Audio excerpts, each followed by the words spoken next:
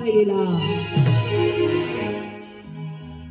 সবাই কোথায় এসেছি?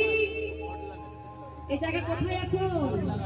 হ্যাঁ বাবা, হ্যাঁ ঠিক। তাহলে প্রমাণ করবো, প্রমাণ হয়ে যাবে।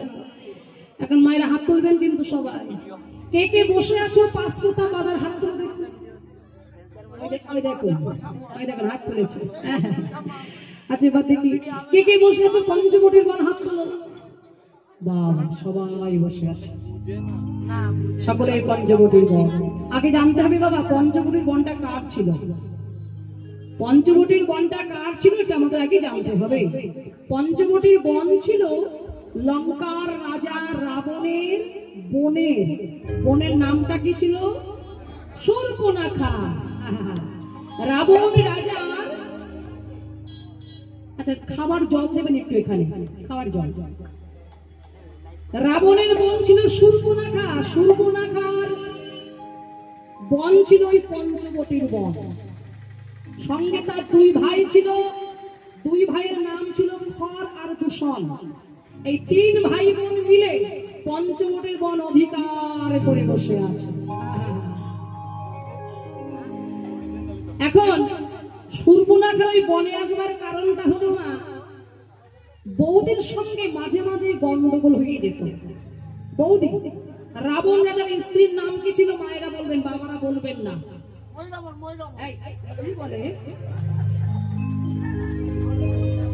রাবণের স্ত্রীর নাম ছিল কি না বলো? মন্দাদরী হয়েছে। মন্দাদরীর সঙ্গে শূর্পণখার সম্পর্ক ভালো ছিল না। ননদ আর বৌদির সম্পর্ক যেমন হয়। যার ঘরে আছে ননদেরই কুটিলা সেই জানে কত জ্বালা। আছে থাকলে হাত তুলতে পারেন। কার কার ঘরে ননদিনী কুটিলা আছে? আছে? আমার ঘরে আছে। আমার এই জয় রাধে। তা ননদিনীর সঙ্গে সংসার করা যে বড় কষ্ট গো। জয় রাধে রাধে, জয় রাধে। এখন শূর্পণখাকে বিবাহ দেওয়া হয়েছিল, তার সংসার হয়েছিল মা। যখন সে শ্বশুর বাড়ি যাবে, মন্দাদরী বৌদি বলেছিলেন শূর্পণখাকে, ননদিনী স্বামীর ঘরে যাচ্ছ, স্বামীকে সেবা করো। স্বামী সেবাই হলো সহধর্মীর পরম সৌভাগ্য এবং তার কর্তব্য।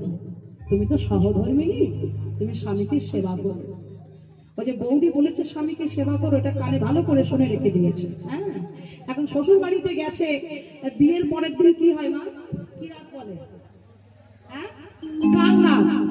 কাল রাত কেটে গিয়েছে। হ্যাঁ, এই যে কাল রাত ভাবছো এ কলিযুগে তা কিন্তু নয়, দাপর যুগে, তেতার যুগে, সব যুগেই ছিল কাল রাত। হ্যাঁ, তারপরের দিন কি? ফুলশয্যা। এখন ফুলশয্যা রাত্রে একই বাসরে, বিবাহ বাসর, স্বামী আর স্ত্রীর ঘর। স্বামী আছে, এখন শূর্পণখাকে ঘরে দিয়ে দিয়েছে। শূর্পণখা স্বামী খাটে বসে আছে। শূর্পণখা মনে মনে ভাবছে, শূর্পণখা খাটে বসে আছে, স্বামী এসেছে। এখন শূর্পণখা মনে মনে ভাবছে স্বামী তো ঘরে এসেছে, এখন বৌদি আমাকে বলেছিল স্বামীকে সেবা করতে। স্বামীকে তো সেবা করতে হবে। সেবা কিন্তু দুই প্রকার, জানো তো? এক সেবা মানে কি? আদর করা, ভালোবাসা, তার পরিচর্যা করা। আর এক সেবা মানে কি মা? খাওয়া। এই যে আপনার কীর্তনটা, এটাও কিন্তু এক প্রকার সেবা। আপনারা আস্বাদন করছো। দেহে আছে পঞ্চ আত্মা, একটা আত্মা নয়, 5টা আত্মা। এক একটা আত্মার এক এক রকম খাদ্য সেবা আছে। যাকে বেশি সেবা দেবেন সে বেশি বলবান হবে। যেমন ভূত আত্মার সেবা হলো মাছ মাংস আহারে সব। রাম আত্মার আহার্য হলো ফল সেবা করা। পরমাত্মার সেবা হলো কি? এই হরিনাম সংকীর্তন আস্বাদন করা। রামেশ্বর আত্মার খাদ্য হলো কি? ভগবানের প্রসাদ সেবা করা। তাহলে এই যে এক একটা আত্মা যদি সারা জীবন ধরে হরিনাম না আস্বাদন করেন, শুধু আমরা আমিষটাই সেবা করে যাই, তাহলে ভূত আত্মা বলবান হবে, তাই তো?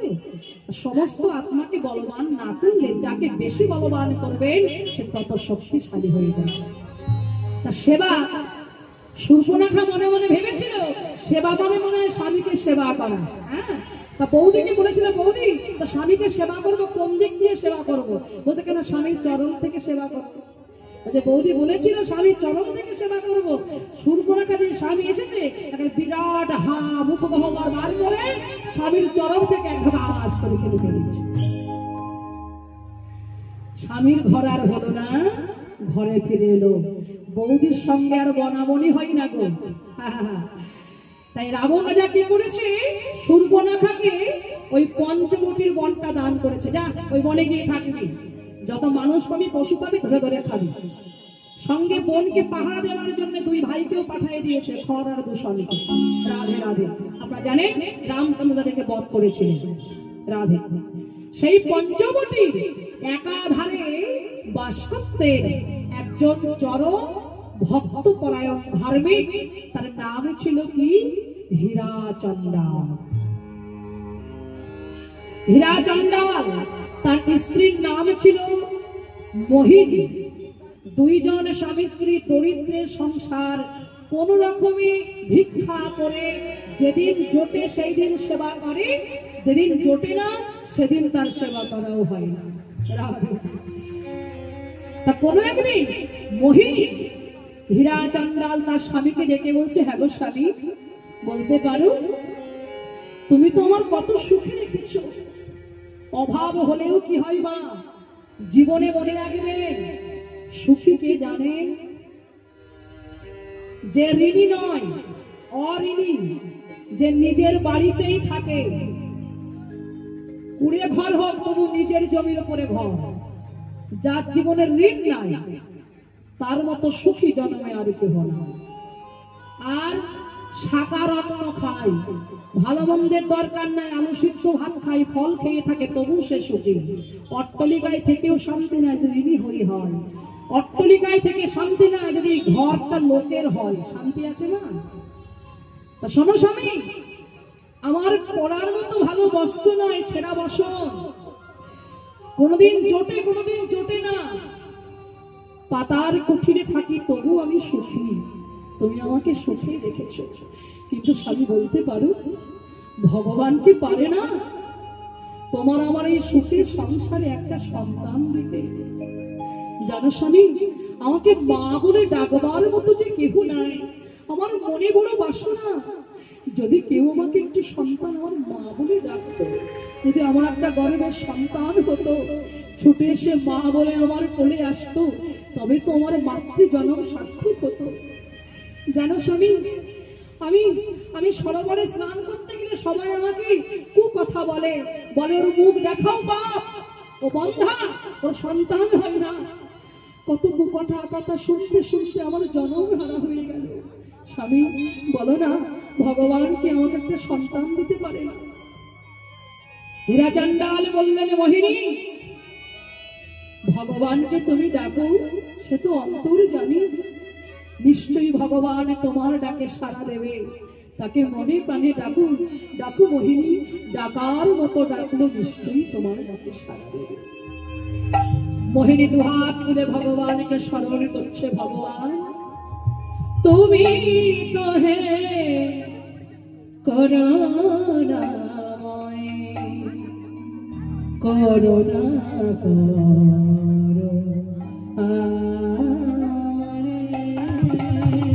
তুমি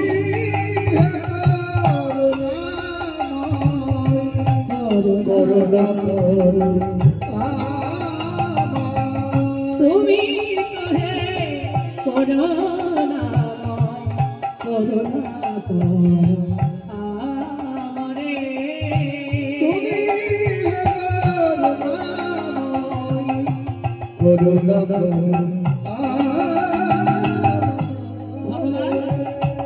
আমি সোনা দানা চাই না কিছু,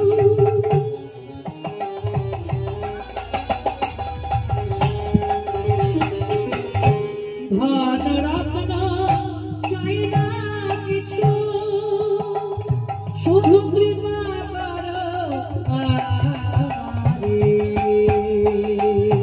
তুমি তো হে করুণাময়, করুণা করো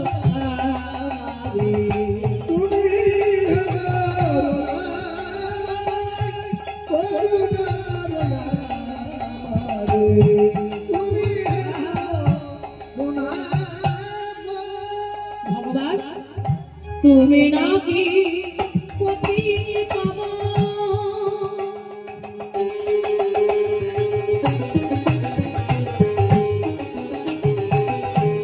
ওগো ওগো ভক্ত জনা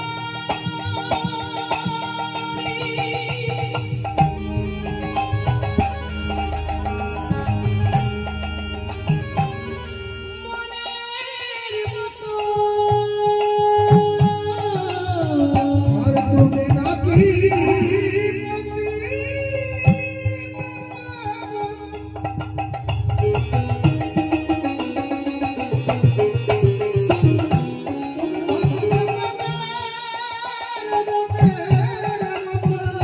তুমি ভক্ত বাঞ্ছা মনে করু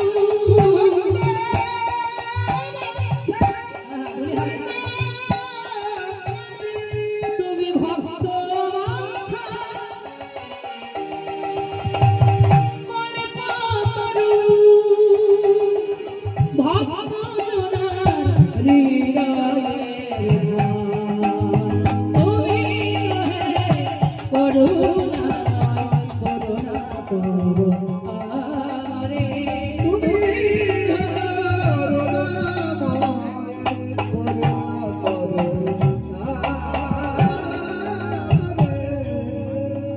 হে প্রভু রামচন্দ্র একবার কৃপা করো একবার করুণা করো একবার কৃপা করো দেখতে দেখতে কিছু দিন গত হলো হঠাৎ করে মোহিনী অনুভব করলো সে সন্তান সম্ভবা হয়েছে তার গর্ভে সন্তান এসেছে ছুটতে ছুটতে স্বামীর কাছে গিয়ে হ্যাঁ গো স্বামী শুনছো দেখো আমি না মা হতে চলেছি দেখেছো আমি মা হতে চলেছি হীরা চান্ডাল বললেন মোহিনী দেখো ভগবানকে তুমি ডেকেছিলে ভগবান তোমার ডাকে সাড়া দিয়েছে মোহিনী তোমার ডাকে সাড়া দিয়েছে হীরা চান্ডালের কথা শুনে মোহিনী আনন্দে আত্মহারা হয়ে যাকে পায় তাকেই ডেকে বলে ও দিদি জানো কি আমি সন্তানের মা হতে চলেছি ভগবানকে ডেকেছিলাম ভগবান আমার ডাক শুনেছে হ্যাঁ যাকেই ডাক পায় তাকেই বলে হ্যাঁ গো শুনছো ভগবান আমার ডাক শুনেছে জানো আমি মা হতে চলেছি মনে রাখবে ভগবান সব সইতে পারে ছোট ভগবান দুটো জিনিস সইতে পারে না কি কি এক হলো ভক্তির অহংকার তুমি যত বড়ই ভক্ত হও না কেন যদি একবার হৃদয় মাঝে অহংকার প্রবেশ করে যায় ভগবান কিন্তু অহংকার সইবে না মোহিনী আত্ম অহংকারে ভরে গেল ভগবানের সহ্য হলো না হঠাৎ দৈববাণী হলো মোহিনী মোহিনী কে আমি নিয়তি তোমাকে অভিশাপ দিলাম তুমি সাধনা করেছিলে তোমার সাধনার পূর্ণতা প্রকাশ পাবে কিন্তু তুমি অহংকার করেছো তাই তোমাকে অভিশাপ দিলাম তুমি মা হবে কিন্তু সন্তানের বদল তুমি দেখতে পাবে না সন্তানের বদল থেকে তুমি মারা শুনতে পাবে না হৃদয় গৌর হরি হরি বল।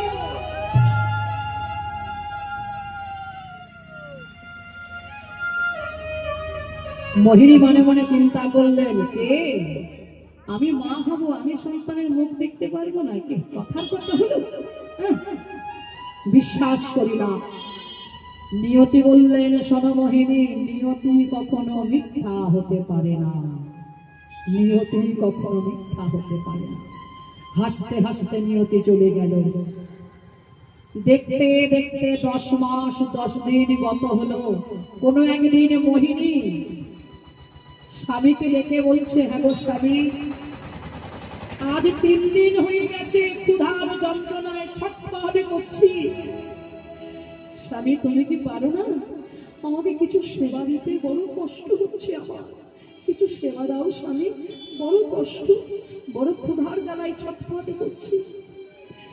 হীরা চাঁদলাল বলল, মোহিনী, আজ 2 দিন ধরে যেখানে যাই কোথাও ভিক্ষা পাই না। সবাই আমাকে দূর দূর করে তাড়াই দেয়। কেউ বলে বৃহস্পতিবার, কেউ বলে আজ একাদশী, কেউ বলে আজ অমুক তমুক, হাত খালি নাই। আমরা কত কি বলি না। মনে রাখবেন, ঘরে যদি কখনো বৈষ্ণব ভিখারি আসে, কখনো তাকে ফেরাবে না।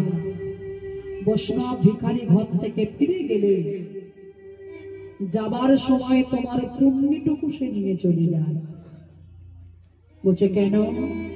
আমরা তো পারি না মা সবসময় ভগবানকে অন্ন সেবা দিতে পারি কি? তোমার একটুখানি অন্ন আজ ভগবানের সেবায় লাগবে, ভগবত সেবায় লাগবে, তোমার চরণ পাওয়া, চরণ পাওয়া। তার চরণ পরশে তোমার আঙ্গিনাও তো ধন্য হবে। সে যখন এসে বলবে, হরে কৃষ্ণ, জয় নিতাই, যাও না স্বামী, কিছু নিয়ে এসো, আমার বড় ক্ষুধা পেয়েছে, আর সহ্য করতে পারছি না। হীরা চাঁদলাল বলল, ঠিক আছে মোহিনী, তুমি বিলম্ব করো, দেখি কোথাও কিছু পাই কিনা। হীরা চাঁদলাল ভিক্ষার ঝুলি দিয়ে মনের বদন করে যেই জঙ্গল পেরিয়ে নগরের দিকে গেছে, হঠাৎ অকাল নিষ্ঠুর হলো। আকাশে ঘন কালো মেঘ ছেয়ে গেছে। ভগবান ঘূর্ণাবর্ত, বজ্রপাত, ঘূর্ণপাত, বৃষ্টিপাত সবাইকে পাঠাইলেন, যাও পঞ্চবটির বন আধার করে ফেলো। এখন সময় হয়েছে। কি সময়? মোহিনীর গর্ভ যন্ত্রণা শুরু হয়ে গেল। স্বামী তো ঘরে নাই। মোহিনী যন্ত্রণায় ছটফট করছে আর বলছে, কেউ কি আছো? কেউ কি আছো? একবার আমাকে রক্ষা করো, আমি যে সহ্য করতে পারছি না। কেউ কি আছো? একবার আমাকে রক্ষা করো, আমার কাছে এসো। কিন্তু কেউ তার ডাক শুনতে পেল না। মোহিনী চিৎকার করতে করতে, চিৎকার করতে করতে সন্তান প্রসব হয়ে গেল। আস্তে আস্তে মোহিনীর দেহটা নিথর হয়ে গেল।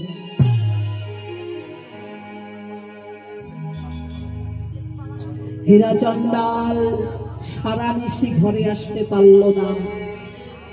প্রভাতে কালে ভিক্ষার ঝুড়ি কাঁধে নিয়ে যে বাড়িতেই যায় সে বাড়ি ভিক্ষা দিয়ে দেয়। যেটুকু প্রয়োজন সেটুকুই নিয়ে এলেন। নিয়ে এসে তাড়াতাড়ি করে ছুটতে ছুটতে এসে পুণ্য পাতার কুঠিরে তাদের কাছে, মোহিনী, মোহিনী, মোহিনী, কপাট খোলো মোহিনী, এই দেখো আমি তোমার জন্য আজ কত ভিক্ষা পেয়েছি। রন্ধন করো মোহিনী, তুমি সেবা করো, তোমার না ক্ষুধা লেগেছে মোহিনী, একবার কপাট খোলো। যেই কপাটটা ধাক্কা দিয়েছে দেখছি কপাট খোলা। কি কপাট যে খোলা! ঘরের মধ্যে প্রবেশ করে দেখছে মোহিনী অচৈতন্য হয়ে পড়ে আছে। মোহিনী কি? মোহিনীর মোহিনীর কোলের পাশে একটা ফুটফুটে কন্যা সন্তান হয়েছে। মোহিনী, ছোট, তুমি তুমি মা হয়েছো? এই দেখো মোহিনী, ওঠো, তোমার একটা কন্যা সন্তান হয়েছে। তোমার না মনে বড় বাসনা ছিল, তুমি মা ডাক শুনবে, তোমার সন্তান হবে। এই দেখো মোহিনী, তোমার কোল আলো করে ভগবান সন্তান দিয়েছে। ওঠো মোহিনী, ওঠো। হীরা চাঁদলাল ভাবছে, মোহিনী মনে হয় গর্ভ যন্ত্রণায় ছটফট করতে করতে মোহিনী মনে হয় অচৈতন্য হয়ে পড়ে আছে। তাড়াতাড়ি করে মোহিনীর অঙ্গে স্পর্শ করে যে ডাকতে গেল, কে ডাক শুনবে গো? সে তো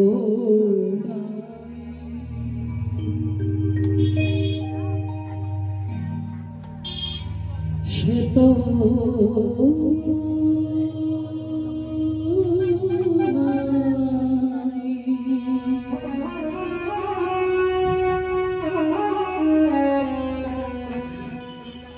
চলে গেছে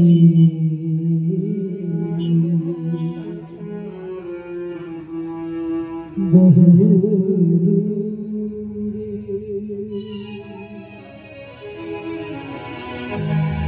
ছবি আশা ত্যাগী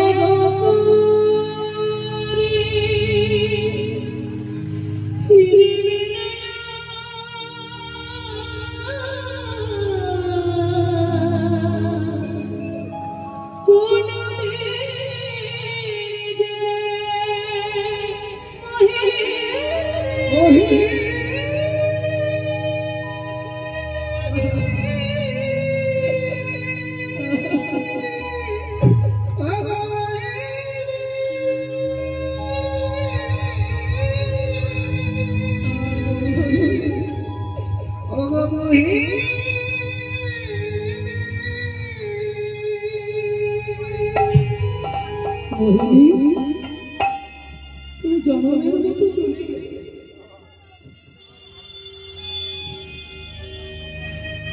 আমার কথা তোমার চিন্তা করতে হবে না, কিন্তু তুমি সন্তানদের কথা চিন্তা করবে না। ও যে সত্যজাত শিশু সন্তান, বলতে পারো একটা সন্তানের মা ছাড়া জগতে আপন কেউ থাকতে পারে? মা ছাড়া কেউ কি আপন আছে? বলো মোহিনী, বিচার করুন মায়েরা। একটা সন্তান জন্মদান করে একটা সন্তানের যদি পিতা মারা যায়, সন্তানের কিন্তু কিছু এসে যায় না। সে ভালোভাবেই বাঁচতে পারে, পিতা মারা গেলেও সে ভালোভাবে বাঁচতে পারে। কিন্তু জানবেন, সন্তান জন্মগ্রহণ করে যদি কারোর মা জন্মের মতো চলে যায়,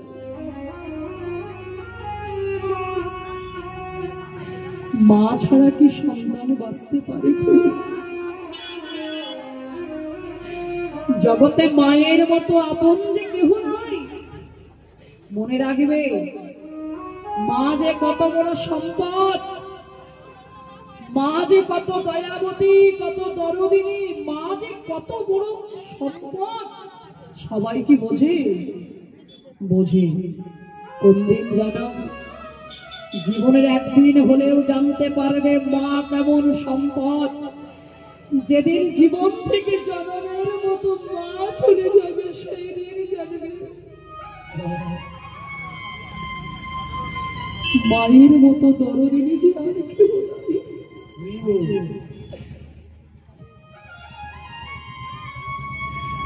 মায়ের কলিজা যদি মাটিতে যায় পোতা, তবুও বলবে আমার বাছা রইল কোথায়। সবার ঋণ শোধ করবে, মায়ের ঋণ কখনো শোধ করতে পারবে না।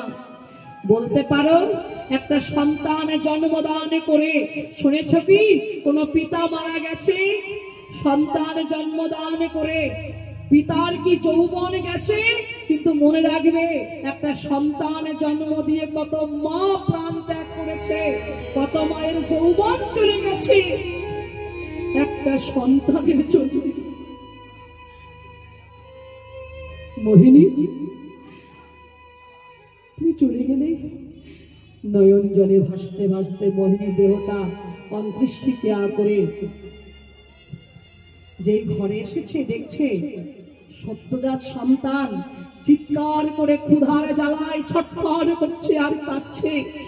ছুটে গিয়ে সন্তানকে বক্ষে কোলে নিয়ে হীরাচন্দ্রাল ভাবছে, ভগবান তুমি উত্তর দাও, ভগবান তুমি জবাব দাও, আমি এখন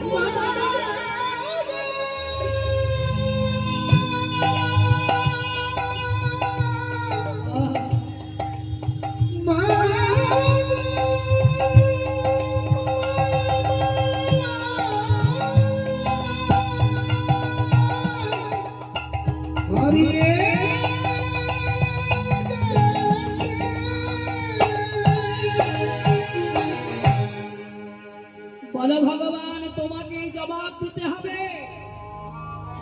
একটা সত্যজাত শিশু সন্তানের যদি মা চলে যায়, তবে সে কি সেবা করে বেঁচে থাকবে? বলো, আমি ওকে কি সেবা দেবো? বলো ঠাকুর, তুমি বলো। বলো ঠাকুর, তুমি তো বলেছ জগতে সবার আহার্য জোগাড়ের দাতা তো তুমি। জগতে সবার আহার্য তুমি যোগাও। কলির কচ্চা নামক গ্রন্থে তুলসীদাস কলম দিয়েছেন, সর্প না করে চাকরি, পক্ষী না করে মালিক সত্যদাতা জয় সিয়া রাম।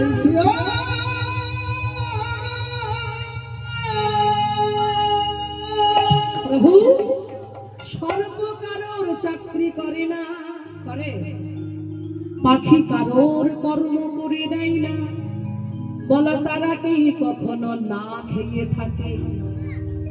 আমরা মনে মনে ভাবি ওই কর্ম না করলে না খেয়ে থাকতে হবে, অমুক কাজ না করলে না খেয়ে থাকতে হবে। মনে রেখো, লক্ষ লক্ষ টাকা চাকরি করে ইনকাম করে ব্যাংকে রেখেছেন, বৃদ্ধ বয়সে ভালো ভালো সেবার করে ভালো আয়েশ করে জীবন কাটাবো। ভগবান একটা রোগ দিয়েছে হঠাৎ। কি রোগ? হ্যাঁ, সুগার। আলু খাওয়া যাবে না, হ্যাঁ, চিনি খাওয়া যাবে না, শুধু আলু। কি খাবে গো? সিদ্ধ খাও, সিদ্ধ। ভালো চিন্তা করেছিলে, কিন্তু সেবা করা হলো না। অনেক কিছু রান্না হয়েছে, সেবা করবেন, হঠাৎ করে ভগবান নাম ধরে ডাক দিয়ে চলে গেল, সেবা কি হলো না? ভগবান যদি কপালের নাম মাপিয়ে রাখে, তুমি কি পাবে গো? এই জন্য মাঝে মাঝে একটু একাদশী করতে হয়। একাদশী করলে কি হয়? ভগবান যেটুকু আমাদের রেখে দিয়েছে, মাঝে মাঝে একাদশী করলে সেটুকু সঞ্চয় থাকে, সেটুকু সঞ্চয় থাকে, যেন বৃদ্ধ বয়সে না খেয়ে আমার থাকতে হয়। যে সঞ্চয় রাখতে পারবে তার বৃদ্ধ বয়সে না খেয়ে থাকার ভয় না। প্রভু তুমি বিচার করবে। তুমি তো গীতায় বলেছো, অনন্যাস্য চিন্তান্ত মাং যেজনা পজ্জুপাসতে তেষাং মৃত্যাভিযুক্তানাং যোগক্ষেমাং বয়াম্যহ। এই জগতে যে তোমার চরণ আশ্রয় করে, তুমি নাকি সেই ভক্তের খাদ্য বস্তু মাথায় করে বহন করে থাকো। তুমি কৃপা করে বলো, আমি ওর কি সেবা দেব? ভগবান সইতে পারলেন না হীরাচন্দ্রের ডাক। সঙ্গে সঙ্গে স্বর্গ থেকে একটা কামধেনু পাঠিয়ে দিলেন হীরাচন্দ্রের কুঞ্জের সদরূপে। তাই হরি হরি হাম্মা হাম্মা নামে ডাকতে লাগিল, হাম্মা হাম্মা নামে ডাকিতে লাগিল।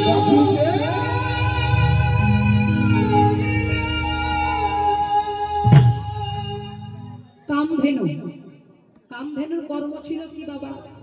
স্বর্গে তার আশ্রয়। কামধেনুর কাছে গিয়ে আপনার দুগ্ধ দহন করতে হবে না। দুগ্ধ একটা পাত্র নিয়ে কামনা করবেন, আপনা থেকে কামধেনু আপনাকে দুগ্ধ দান করবে। তার জন্ম থেকেই কর্ম তার দুগ্ধ দান করা।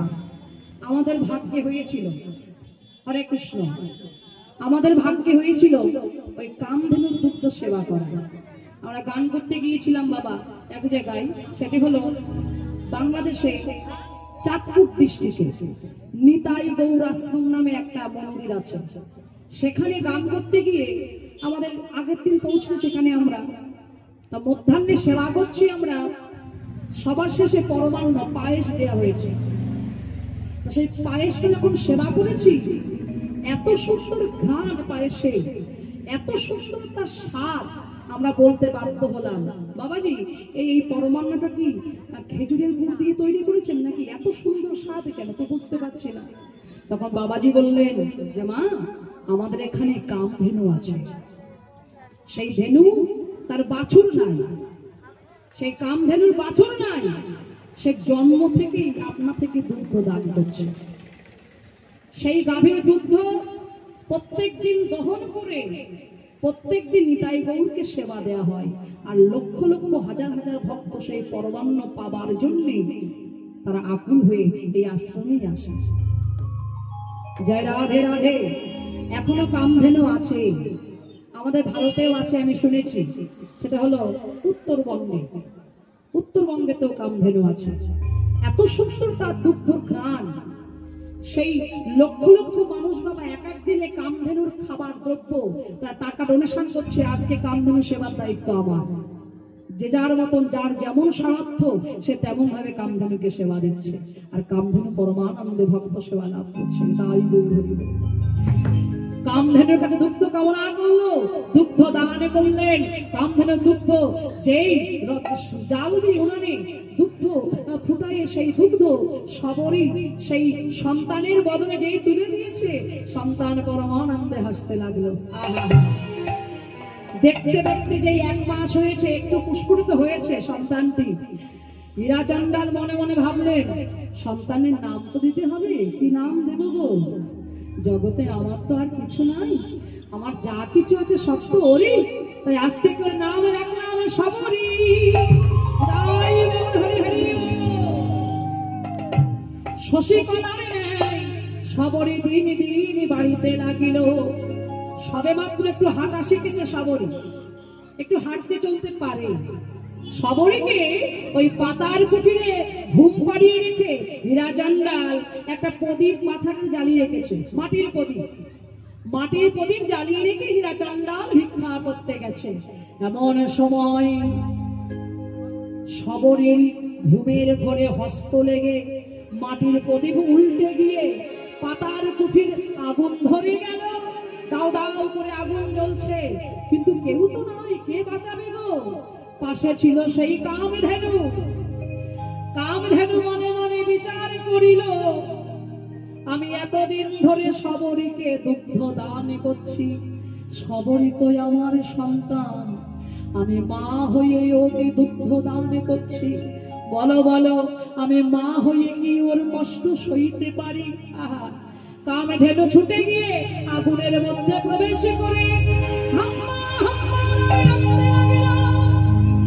সবরী চেতন ফিরে পেয়ে দেখছে চারিদিকে আগুন আগুন আগুন আগুন বলে চিৎকার করতে করতে গাভীর সঙ্গে ঘর থেকে বার হয়ে ছুটতে ছুটতে বহু দূরে গিয়ে গাভীর উদরের তলে গিয়ে আশ্রয় নিল।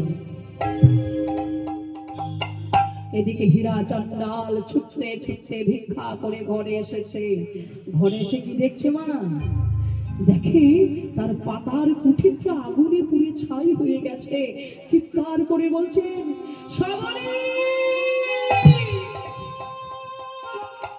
ভগবান, তুমি আমার স্ত্রীকে নিয়েছো, আমি কিছু বলি না। আমার পুণ্য পাতার কুঠির ওইটুকু সংসার তুমি পুরাই ছাই করে দিয়েছো, তাতে আমার দুঃখ নাই, কিন্তু বলো ভগবান, ওই সত্যজাত সন্তান সে কোথায়? তাকে কেউ তুমি নিয়ে নিয়েছো, বলো ভগবান, এই কি তোমার বিচার হলো? সারা জীবন তোমার ভজন করাই কি অপরাধ বলতে পারো ঠাকুর? তুমি তো বলেছো, যে করে তোমার আশ তুমি তারে করো নাকি স্মরণ। ভগবান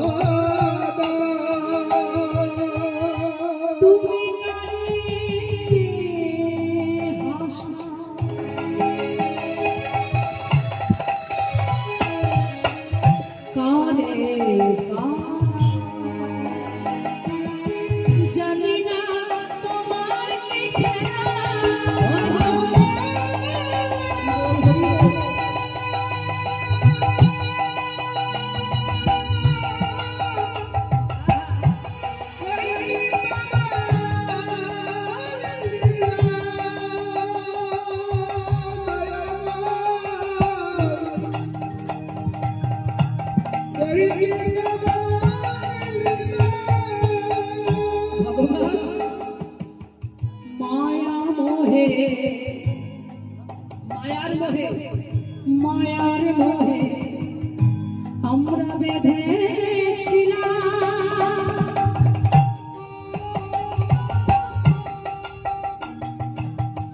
বালুচরে খেলা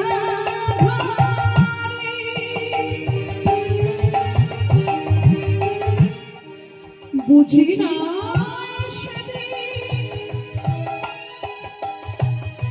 বুঝি নাই প্রভু জীবন আসিবে চলে গেল যে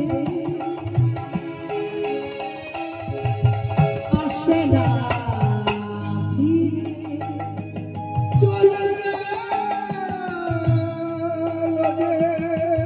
একবার চলে যায় আসে না ফিরে এই ভবের খেলা এই ভবের খেলা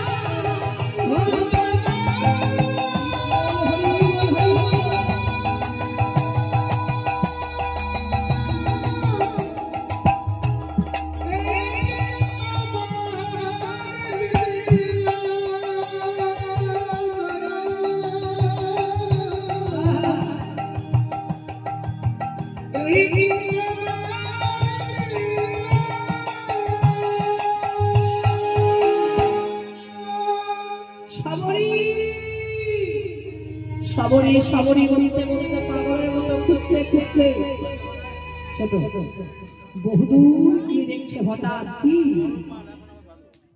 হঠাৎ করে লক্ষ্য করলেন মা বট বৃক্ষের তলে সাবরি বড় জড় করি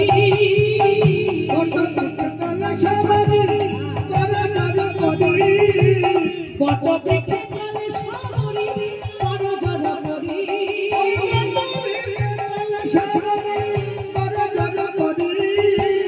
গাভীর উদর তলে ভজেন শ্রীহরি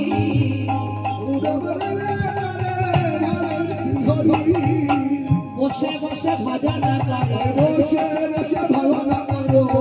আর গাভী গাভী মায়ের মতো সেবা করে বসে বসে ভজন করে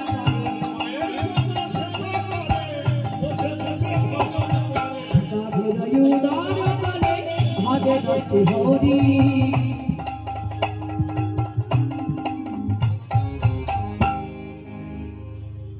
গাভীর উদর তলে বসে আছে আর গাভী সবরীর সর্বাঙ্গ জিহ্বা দিয়ে দেহন করছে এমন সময় যেই দেখতে পেয়েছে হীরা চান্দ্রাল ছুটতে ছুটতে গিয়ে সবরীকে বকতে দিয়েছে সবরী সবরী তুই বেঁচে আছিস না তুই বেঁচে আছিস বড় আনন্দ হলো সেই বটবৃক্ষের তলায় একটা পূর্ণ পাতার কুটির নির্মাণ করলেন কিছুদিন পর যে সবরীর 5 বছর বয়স হলো কামধেনু সবরীর কাছ থেকে বিদায় নিয়ে আবার স্বর্গধাম চলে গেল যেই সবরীর 6 বছর বয়স হলো দৈব যুগে দুর্ঘটনায় সবরীর পিতাও গত হলেন হীরা চান্দ্রাল দেহ রাখলেন যেই হীরা চান্দ্রাল দেহ রেখেছে সবরী মনে মনে ভাবলেন এই পাতার কুঠির এই জঙ্গলের মধ্যে আমি কেমন ভাবে একা থাকবো না না আমি তো থাকতে পারবো না সেই পূর্ণ পাতার কুঠি ত্যাগ করে সবরী কিছু দূর বন পেরিয়ে কোথায় এলেন পম্পা সরোবরের তীরে পম্পা সরোবর নদীর তীরে মাতঙ্গ মুনির আশ্রম ছিল সেই মাতঙ্গ মুনির আশ্রমে লক্ষ্য করলেন কত ভক্ত হাজার হাজার ভক্ত মুনি ঋষিগণ তারা যজ্ঞ করছে তারা মন্ত্র উচ্চারণ করছে আর ভগবানকে স্মরণ করছে সবরী মনে মনে ভাবলো এই হলো আমার কর্ম জীবনে যে কদিন বাঁচিব সাধু সেবায় জীবনটা কাটাই দেব বলো বলো জীবনে সাধু সঙ্গ ছাড়া আর কি আছে আহা, জীবন দশায় যে দেহ গুরু সেবায় সাধু সেবায় না লাগে সে দেহের কোনো মূল্য আছে? আহা, সে দেহের তো কোনো মূল্য নাই। সবরই মনে মনে চিন্তা করলেন, জীবনে যে কদিন বাঁচব সাধু সেবায় জীবনটাই কাটাবে দেব। সবরই পরমানন্দে লক্ষ্য করছেন সাধুরা কি করে। মধ্যাহ্নকালে সাধুরা প্রসাদ পেয়ে উচ্ছিষ্ট পাতা যেই জঙ্গলে ফেলে দিয়েছে, সবরই ছুটে গিয়ে সেই উচ্ছিষ্ট প্রসাদ কুড়ায়ে কুড়ায়ে সবরই সেবা করছে। নিশীতে একটা বৃক্ষের গোড়ায় হেলান দিয়ে মনে মনে ভাবছে সবরই তাই তো। ভগবান বলেছেন তোমাকে যদি কেউ এক গুণ দেয় তাকে তুমি দ্বিগুণ দিয়ে পরিশোধ করো, যদি কেউ এক গুণ দেয় তাকে দ্বিগুণ দিতে হবে। আমি যে সাধুদের কাছ থেকে এই যে প্রসাদ সেবা করছি, কিন্তু আমি তো সাধুদের জন্য কিছুই করতে পারলাম না, শুধু সেবা করেই গেলাম, নিয়ে গেলাম, দিতে তো আমি পারলাম না। আমি কি দেব? আমার দেবার মতো সাধুদের কি আছে, কি আছে, কি করবো? হ্যাঁ হ্যাঁ মনে পড়েছে, এই যে প্রত্যেক দিন সাধুরা এত যজ্ঞ করছে, কত কত কাষ্ঠের প্রয়োজন, এত কাষ্ঠ তারা জঙ্গল থেকে কুড়ায় আনছে। তবে না না, আমি থাকতে এই কর্ম আমি সাধুদের করতে দেব না। যত কাঠ লাগে যজ্ঞের আমি জঙ্গল থেকে কুড়ায় এনে সমস্ত কাঠের আমি জোগাড় দেব। সবর কি করলো? জঙ্গলে গিয়ে কাষ্ঠ কুড়াইতে লাগলো। মাথায় করে নিয়ে আসছেন গভীর রাত্রে, যেন সাধুরা কেউ জানতে না পারে। বনে হইতে শুষ্ক কাষ্ঠ বোঝা বাঁধিয়া রে,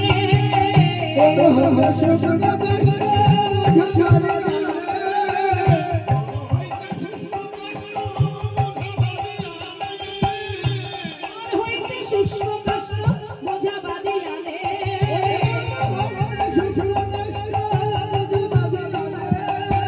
আশ্রমে রাখে রাখে কেহ নাহি জানে,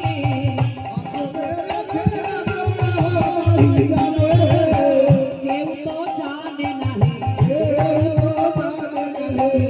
গোপনে সাধু সেবা করে কেউ তো জানে না।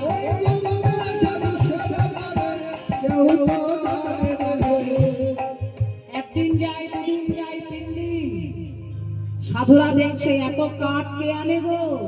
ও সাধু বলি এত কাঠ কে আনে? তুমি কি আনো? তুমি আনো না? ও সাধু তুমি আনো নাকি? তুমি আনো না? বলে কে আনে এই কাঠ? আমাদের মধ্যে কেউ তো আনে না। সর্বনাশ, তাহলে গোপনে কেউ সাধু সেবা করছে। আর একজন সাধু বললো শুধু কি তাই নাকি? আর একজন ঋষি বলছে ঋষি বল শুধু তাই নয়, আমরা যে পথ দিয়ে পম্পা সরোবরে স্নান করতে যাই ওই পথ কে যেন ঝাড়ু দিয়ে পরিষ্কার করে রেখে দেয় প্রত্যেক দিন। আমাদের না জানি আমাদের সেবা করছে এত বড় স্পর্ধাকার। এই আজকে 2 জন ঘুমাবি না, ঠিক আছে? ঘুমাবি না, রাত্রে পাহারা দিবি জঙ্গলে, দেখবি কার কর্ম, কারা আসে, কারা এই কাজটি জোগাড় দিচ্ছে, কার এত বড় স্পর্ধা। 2 জন ঋষি ঘুমালেন না, তারা রাত্র জাগরণ করে বসেছে, ধরবো আজকে কার কাজ। এদিকে সবরই মাথায় কাষ্ঠ নিয়ে জঙ্গলে কাঠ কুড়াচ্ছে। আর মনে বড় বাসনা গো, কি বাসনা? একবার বলে রে আমার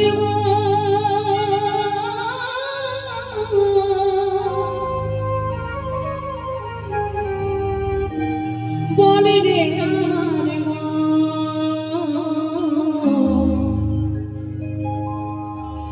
কতদিনে পাবি রে তুই সাধুর শ্রীচরণ।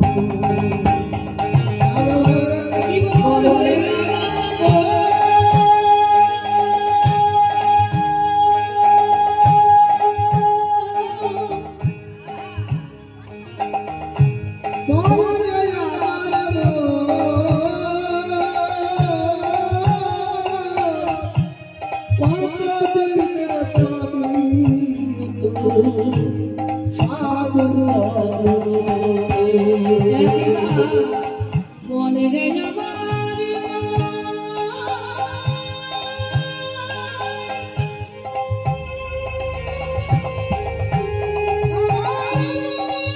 হরি হরি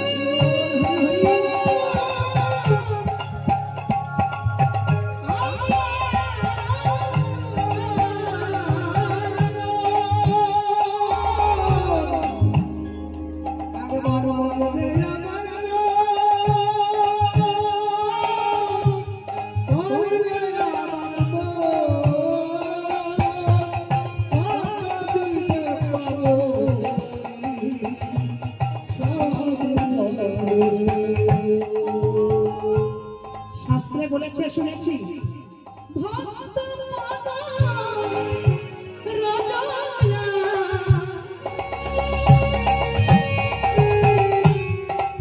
ভক্ত পদ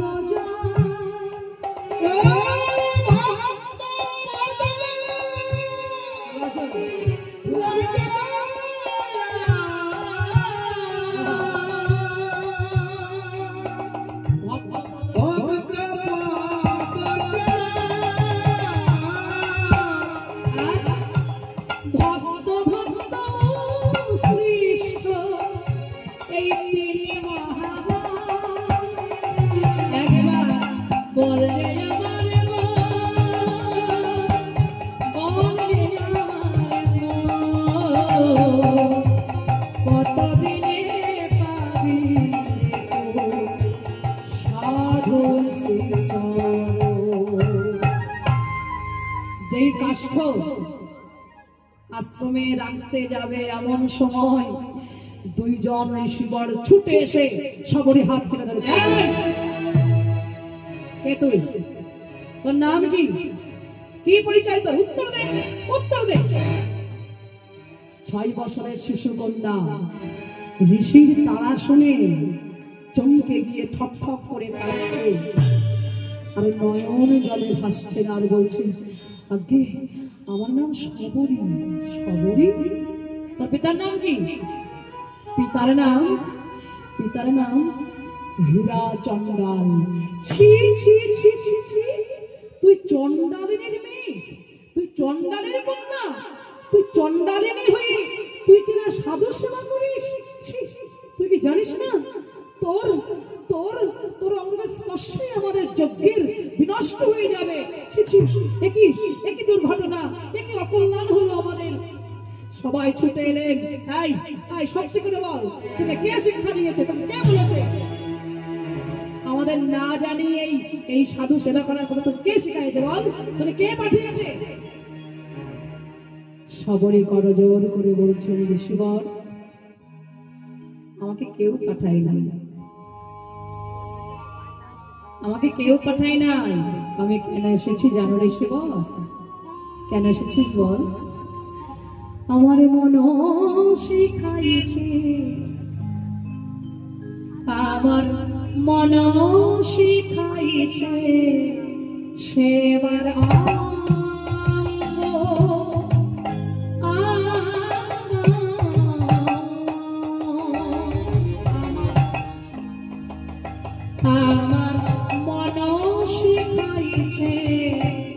সেবার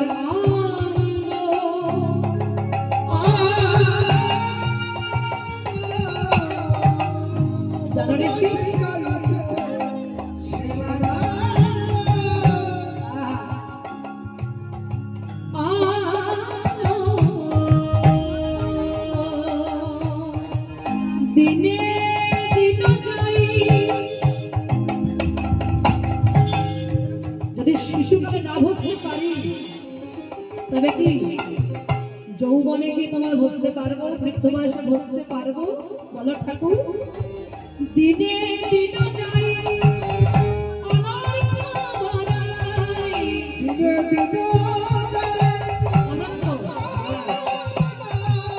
না করিলাম সাধু সঙ্গ আমার মন শিখাইছে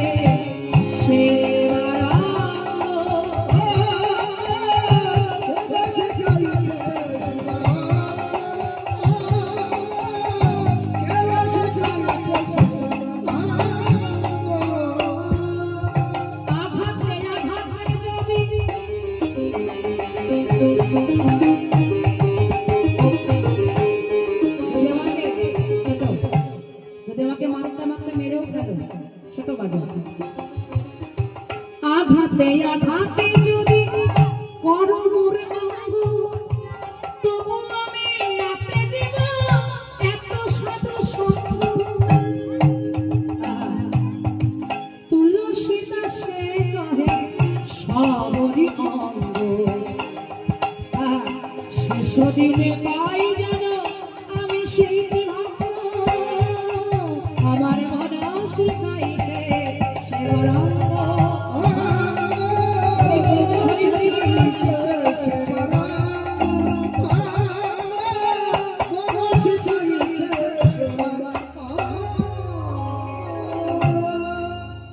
রাধে রাধে।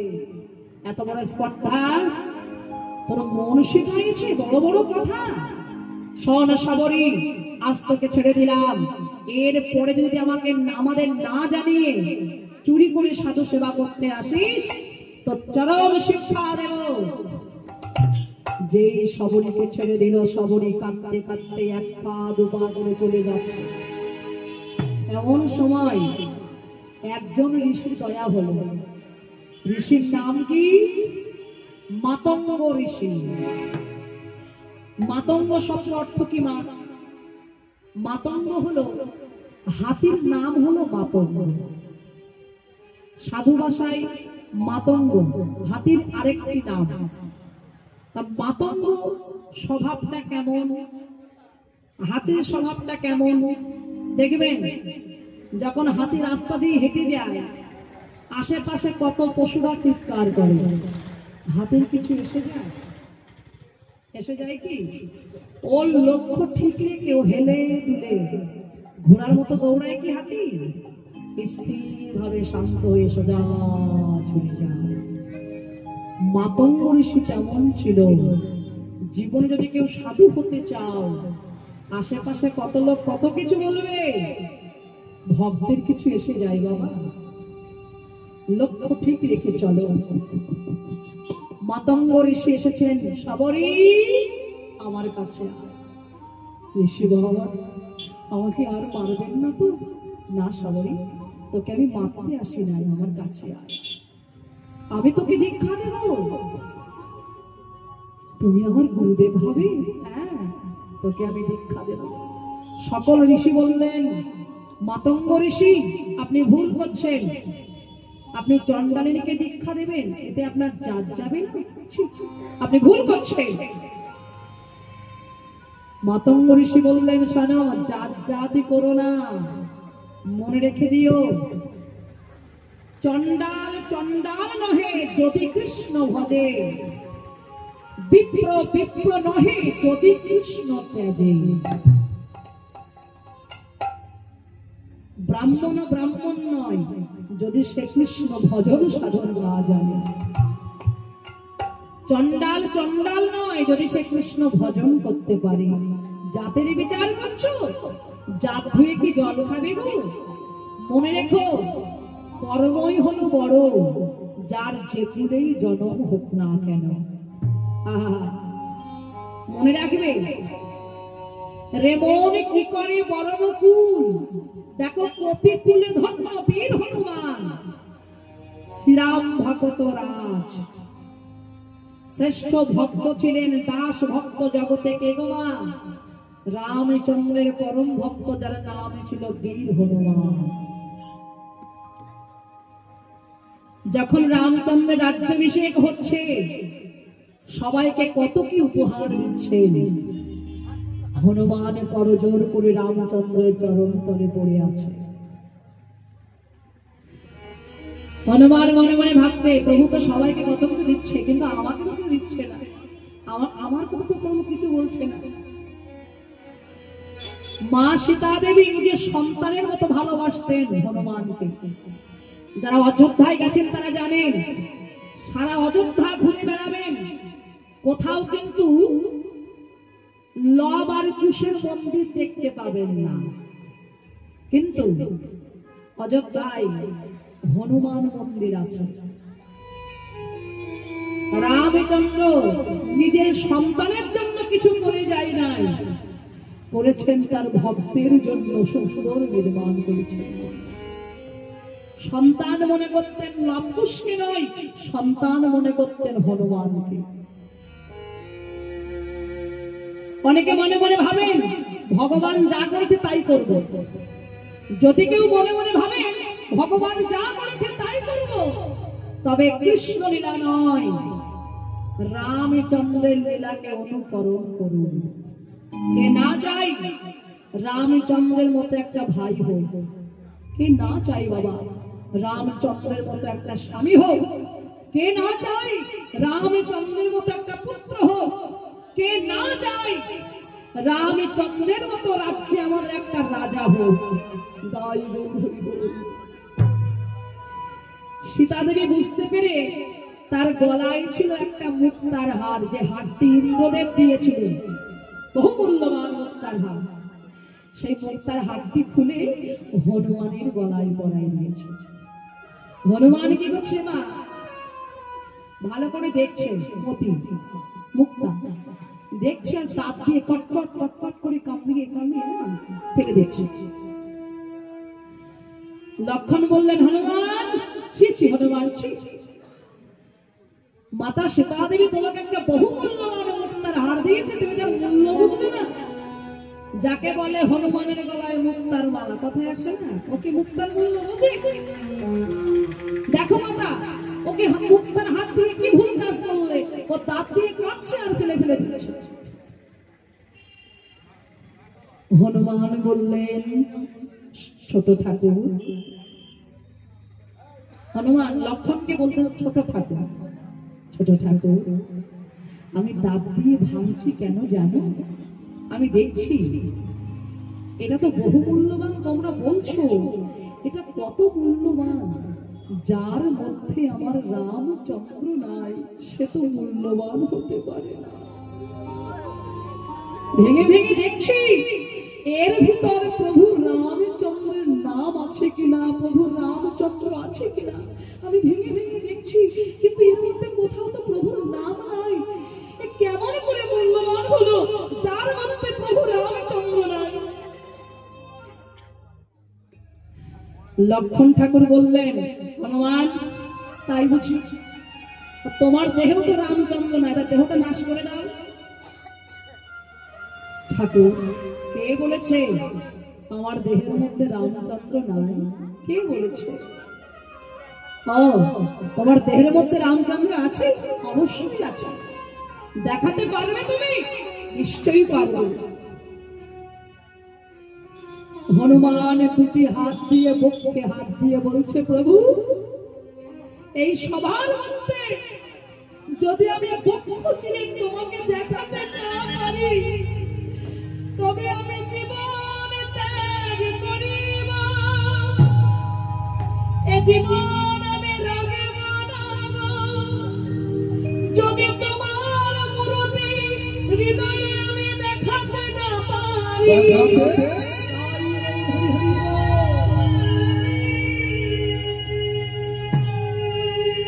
জয় হনুমান, জয় রাম শ্রীরাম, জয় রাম শ্রীরাম বলতে বলতে কি দেখলো? সবার মধ্যে সবাই দেখছে, হৃদয় মাঝে রাম সীতা বসে আছে।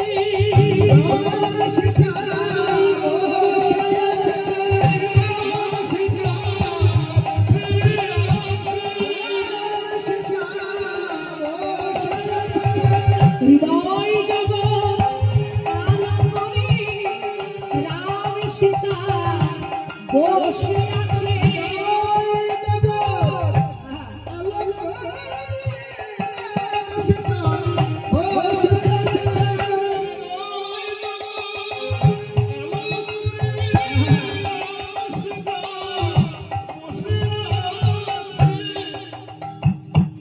সেই মাতঙ্গ ঋষি বলছেন, সবরে আমার কাছে আয়, তোকে আমি দীক্ষা দেব। কি মন্ত্রে জানিস? তোকে রাম মন্ত্রে আজ দীক্ষা দেব। সবরীর কর্ণমূলে দীক্ষা গ্রহণ করালেন, রাম মন্ত্রে দীক্ষা দিলেন। বলছে, সবরী শোন, আজ থেকে যা সেবা করবি অর্ধেকটা প্রভু রামচন্দ্রের জন্য রেখে দিবি, আর অর্ধেক তুই সেবা করবি। যা কিছু কর্ম করবি রামচন্দ্রকে আগে নিবেদন করবি, তারপরে সেই কর্ম করবি। দেখবি জীবনে যত বাধাই আসুক না কেন, সকল বাধা তোর বিপদ মুক্ত হয়ে যাবে। অন্য ঋষিরা মাতঙ্গ ঋষিকে এক ঘরে করে দিলেন, দুঃখ নাই।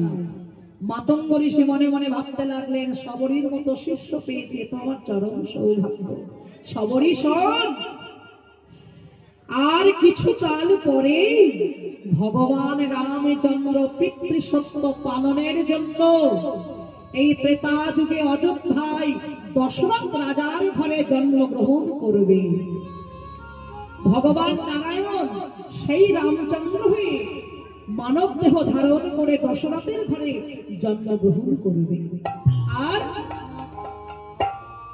পিতৃসত্য পালন করবার জন্যই সে 14 বছরের জন্য বনবাসে আসবে। যখন সীতা দেবী হরণ করে নিয়ে যাবে লঙ্কাপতি রাবণ, সীতা অন্বেষণে রামচন্দ্র পাগলের মতো ঘুরতে ঘুরতে ঘুরতে ঘুরতে একদিন পম্পা সরোবরের তীরে এই মাতঙ্গ আশ্রমে আসবে। সেই দিন শবরী তুই রামচন্দ্রের চরণ কৃপা লাভ করিবি। তাই হরি হরি বল। এ কথা যেই বললেন, শবরী বলছেন, গুরুদেব আমি রামচন্দ্রকে দর্শন পাবো? হ্যাঁ, আমি ভগবানকে দর্শন পাবো। হ্যাঁ শবরী, তুই আশীর্বাদ করলাম আমি গুরু হয়ে, তুই একদিন রামচন্দ্রের দর্শন পাবি, নিজের হাতে রামচন্দ্রকে সেবা দিবি, আমি আশীর্বাদ করলাম। যে কথা বলেছেন রামচন্দ্র মনে কত আনন্দ, শবরীর মনে কত আনন্দ, গুরুর চরণ সেবা করতে লাগলেন। জয় গুরু জয় গুরু জয় গুরু জয় গুরু মাতা গুরু পিতা গুরু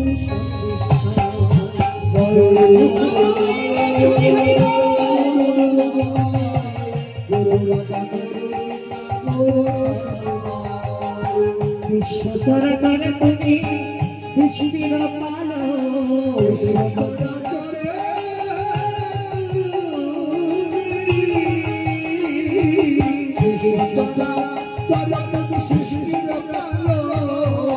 বিপদে রক্ষা করো ভক্ত।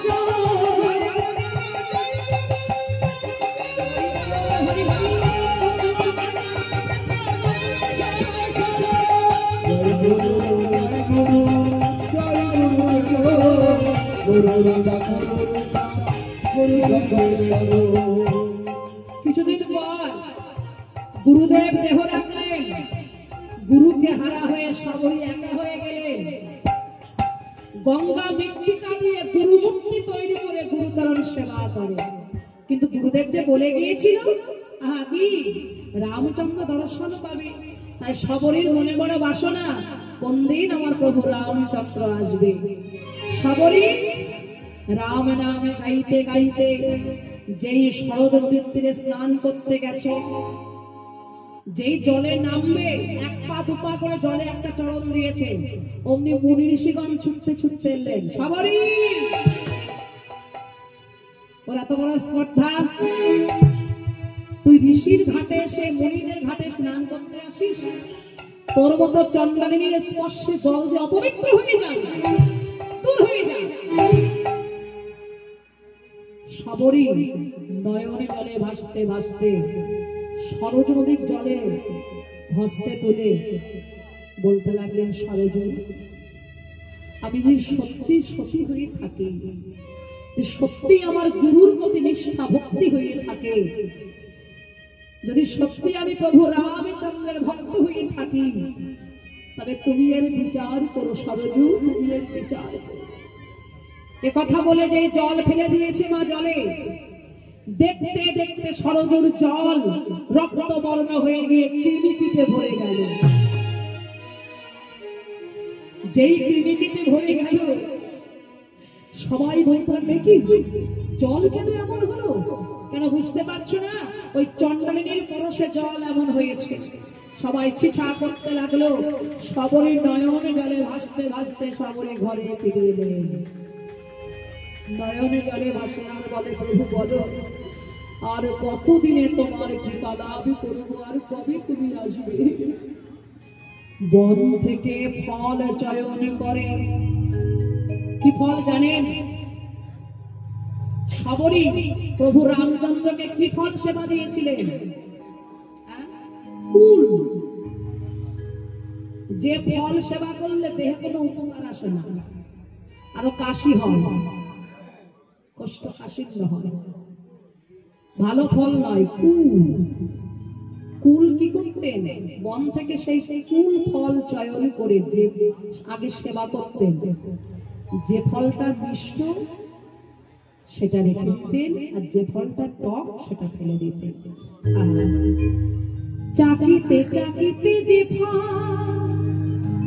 বড় মিঠা লাগে,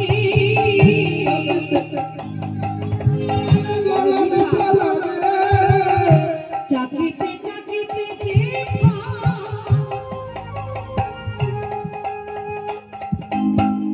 বড় মিঠা লাগে,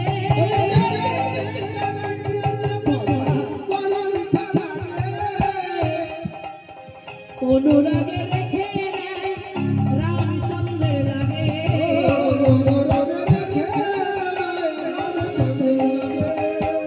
অনুরাগে রেখে দেয় রামচন্দ্রের জন্যে।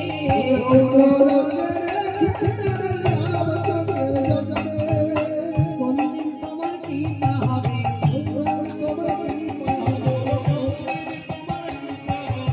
ওগো প্রভু রামচন্দ্র,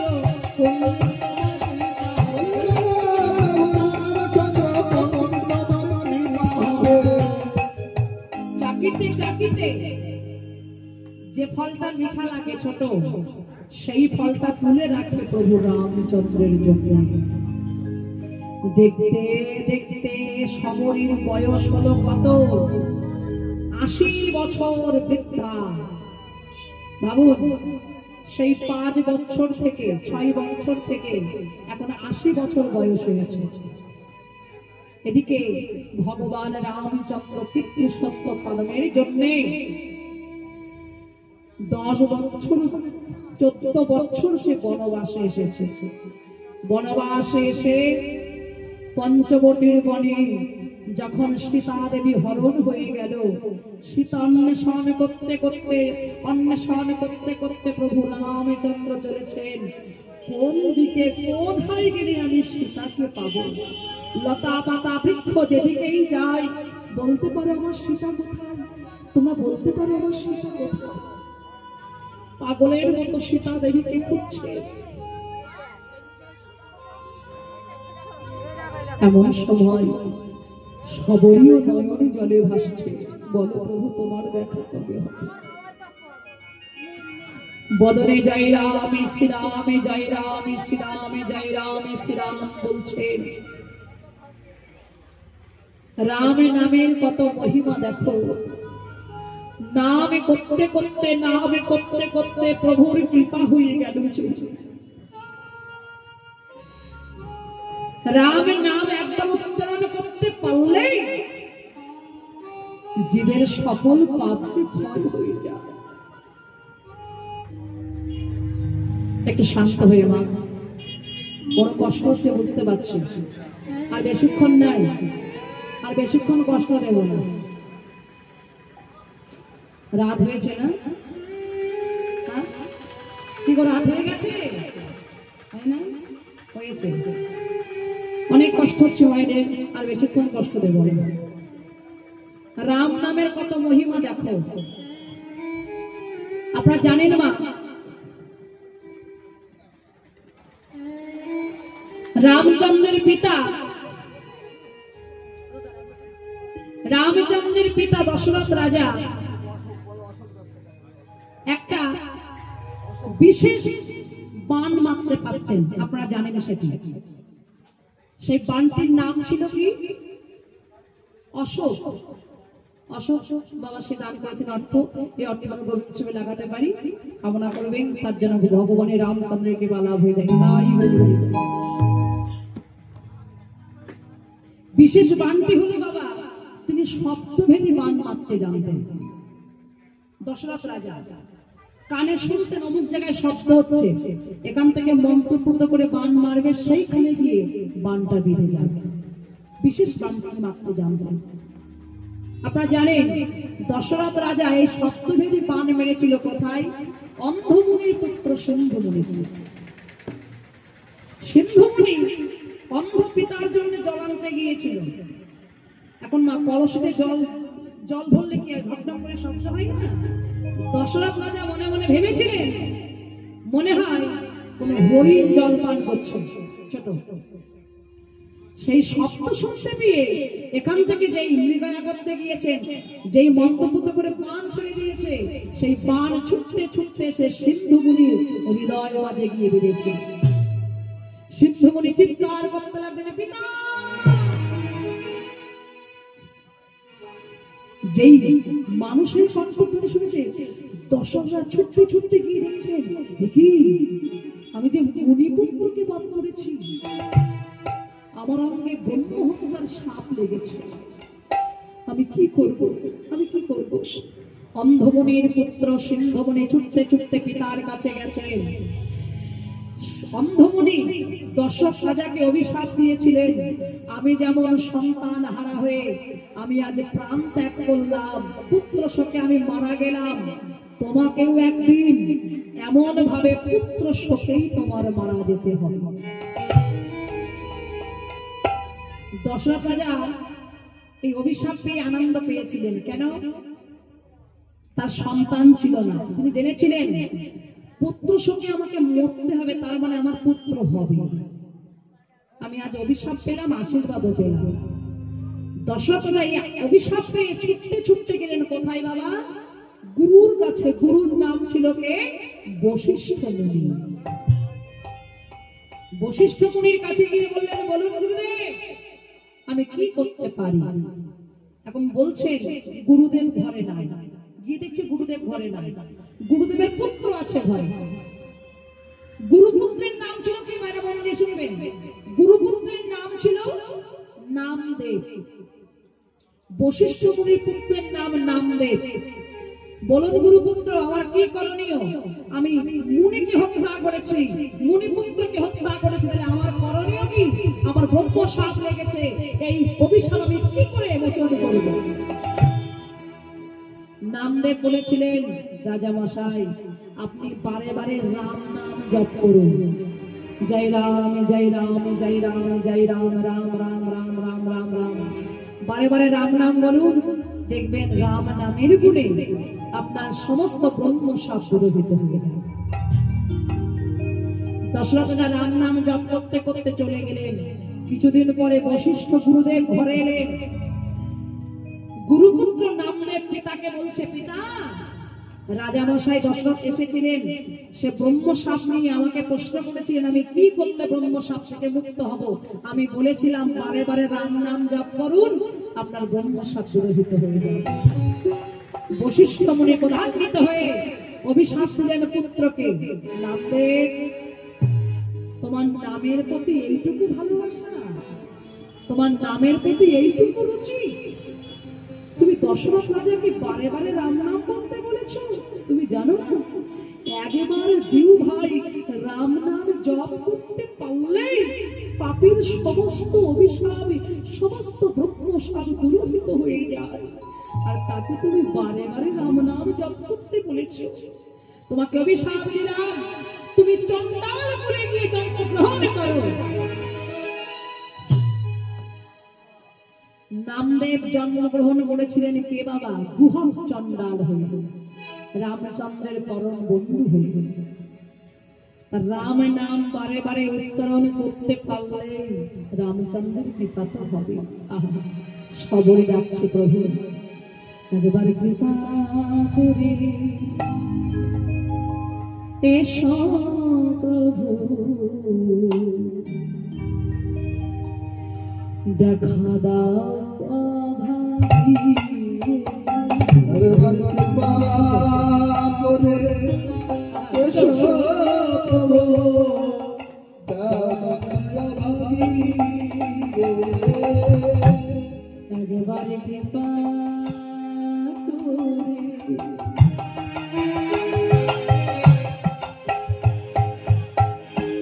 এসো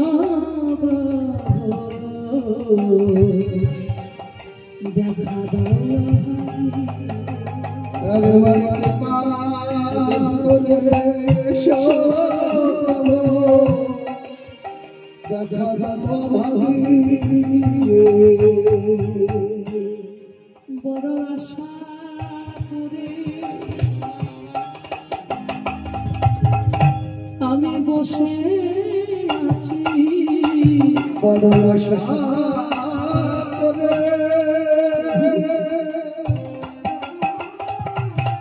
আমি বসে আছি,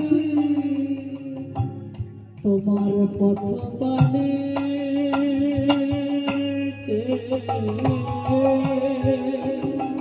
একবারে কৃপা করে এসো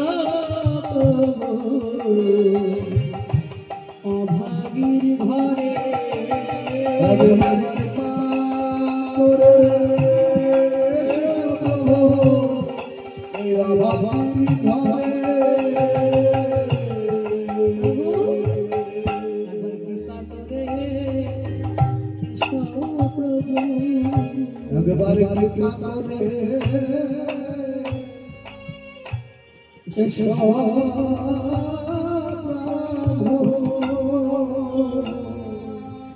আমি বড় আশা করি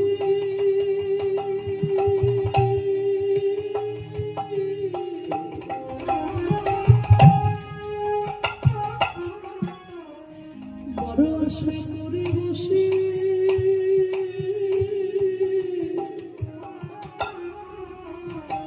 আমি বসে আছি, একবারে কৃপা করে এসো বড় আশা করে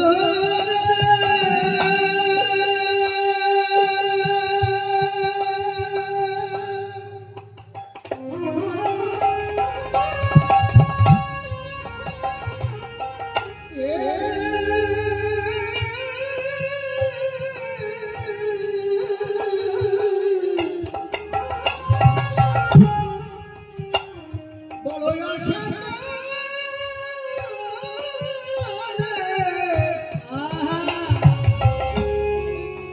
আমি বসে আছি, একবার কৃপা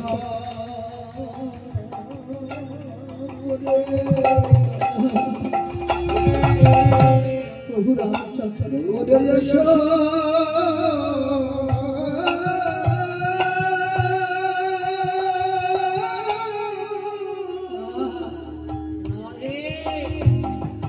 এসো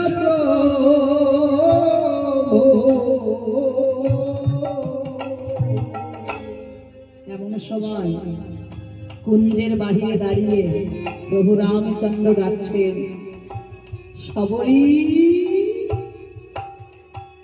সবরী সবরী। সবরী চমকে উঠলেন, এত সুন্দর কণ্ঠধ্বনি কার? এই জঙ্গলে কখনো কেউ তো আমার এত সুন্দর নাম ধরে ডাকে না, এত সুন্দর যার কণ্ঠধ্বনি না জানে মানুষটা আরো কত সুন্দর। প্রভু রামচন্দ্র ডাকছেন, সবরী দেখো আমি তোমার কুঞ্জে এসেছি, একবার কপাট খোলো সবরী। সবরী জীর্ণ শীর্ণ বসন, যেই পাতার কুঠিরের কপাটটা খুলে দিয়েছে, দেখে আমার দ্বারে দেশে প্রভু রামচন্দ্র দাঁড়িয়ে আছে। সবরী ছুটে গিয়ে প্রভুর চরণ কানে মধ্যে জড়ায় ধরে বলছে, প্রভু প্রভু তুমি এসেছো প্রভু, আমার কতদিনের আশা ছিল আমি তোমার সেবায় লাগবো প্রভু, তুমি এসেছো।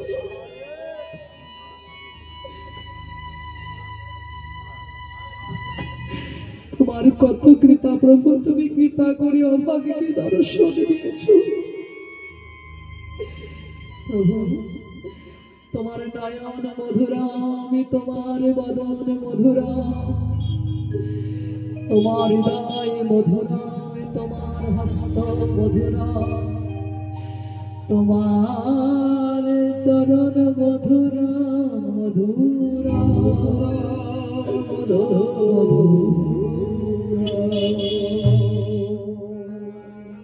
প্রভু রামচন্দ্র।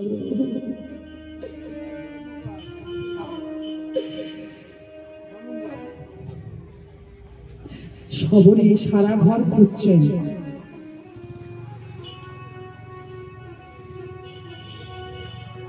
কোথায় বসতে দেব, বসতে দেবার মতো তো আমার জায়গা, আমি কোথায় বসতে দেব প্রভু তোমার? সারা ঘর খুঁজে খুঁজে কোথাও একটা আসন খুঁজে না পেয়ে প্রভু আমি তোমার কোথায় বসতে দেব? তুমি তো ভক্তের হৃদয় কোমলেই থাকো প্রভু। তুমি আমার কোলেই বসো প্রভু, তুমি আমার কোলে বসো। প্রভু রামচন্দ্র সবরীর কোলে বসেছেন, বলছে প্রভু আহা কত সুন্দর তোমার নয়ন। প্রভু রামচন্দ্র বলে সবরী কত লোক আমার কত কিছু সেবা দেয়, সবরী তুমি আমার কিছু সেবা করিতে দিলে না। বনে বনে কত অনাহারে আছি, দাও দাও সবরী তুমি আমায় সেবা দাও।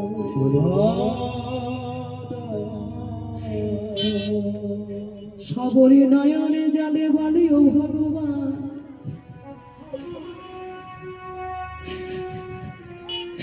আমি তোমার জন্য আমি ফল তুলে রেখেছি, যে ফলটি ভালো ফল সেটি তুলে রেখেছি, কিন্তু এতদিন ধরে রেখে রেখে ভালো ফলটাও তো পচে গেছে ভগবান। আমি তোমার বদনে বলতে পারো আমি কেমন করে তোমার সেবা দেব? আমি কেমন করে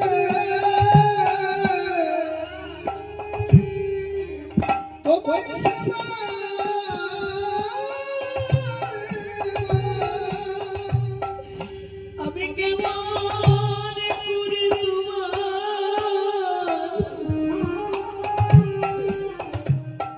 বলো প্রভু আমি সেবা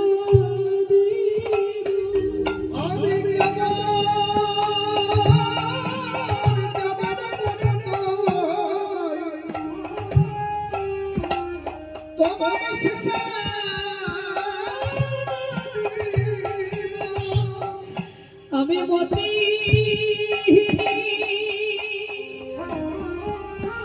আমি গুনাহগার,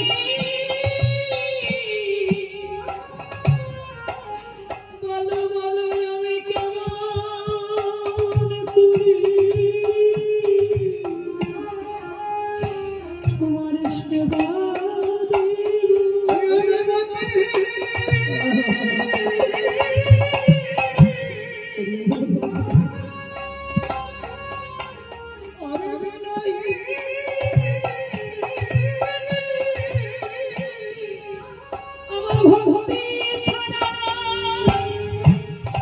কিছু দেবার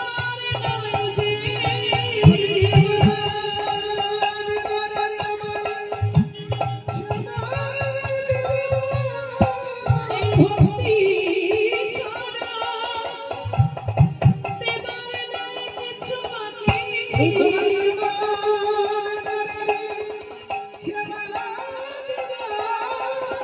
তুমি কৃপা করে তাই সেবা করো।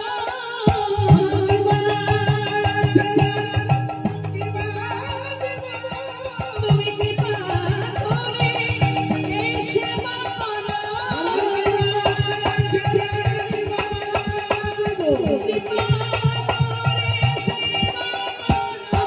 বিপুল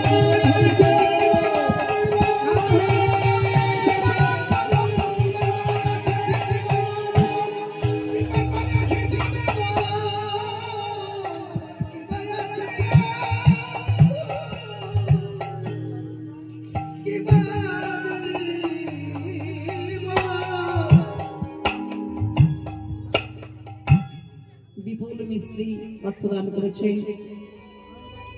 ধনঞ্জয় কর্মকার সেও দান করেছে। এই অর্থ যেন গোবিন্দ সেবায় লাগাতে পারি বা যেন রামচন্দ্রের কৃপা লাভ হয়ে যায়। রাধে রাধে। সেই পচা ফল, সেই দুর্গন্ধ ফল আমাদের বাবাও দান করেছেন। আশীর্বাদ করবেন বাবার যেন রামচন্দ্রের কৃপা লাভ হয়ে যায়। যেই সবরী রামচন্দ্রের বদনে দিতে যাবে ফল, লক্ষণ প্রধান্বিত হয়ে সবরীর হাত ধরলেন। সবরী, যে দাদার জন্য আমি সংসার ত্যাগ করেছি, যে দাদার জন্য আমি ঘর ত্যাগ করেছি। আপনারা জানবেন বনবাস দেওয়া হয়েছিল কিন্তু রামচন্দ্রের, লক্ষণের কিন্তু নয়। লক্ষণে দেওয়া হয়েছিল। লক্ষণ কেন সঙ্গ নিয়েছিল? যখন চার ভাই একসঙ্গে জন্ম নিয়েছিল, মাত্র কয়েক মিনিটের ব্যবধান ছিল চার ভাইয়ের জন্ম। রামচন্দ্র, ভরত, লক্ষণ আর শত্রুঘ্ন কয়েকটা মিনিটের ব্যবধানে জন্মগ্রহণ করেছিলেন। একটা দোলনায় শুয়ে আছে, সবাই দোল খাচ্ছে, হাসছে, আনন্দ করছে চার ভাইয়ের মধ্যে, কিন্তু লক্ষণের কান্না থামছে না। লক্ষণ কেঁদেই যাচ্ছে, কেঁদেই যাচ্ছে, কেঁদেই যাচ্ছে। বশিষ্ঠ মুনিকে ডাকা হলো। বশিষ্ঠ মুনি বললেন, লক্ষণ কাঁদবে না কেন? একের পরে তো দুই হয়, একের পরে তো তিন হয় না। লক্ষণকে ভরতের পাশ থেকে তুলে রামচন্দ্রের পাশে শয়ন করিয়ে দাও, দেখবে লক্ষণের কান্না আপনা থেকেই থেমে যায়।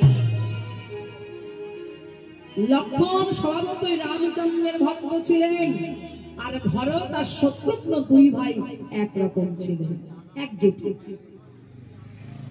লক্ষণ রামচন্দ্রের সঙ্গে সেও বনবাসে হয়েছিলেন, তবে ভরত কি রাজ্য অধিকার করে রাজা হয়েছিলেন? না, ভরত ছিল কোথায়? মামার বাড়ি। যখন রামচন্দ্রের বনবাস দেয়া হয়েছিল, ফিরে এসে বলেছিলেন, এর জন্য দায়ীকে বলো। সুমন্ত্রক সারথী বলেছিলেন, ভরত, এর জন্য দায়ী আর কেউ নয়, তোমার মা কইকেয়ী।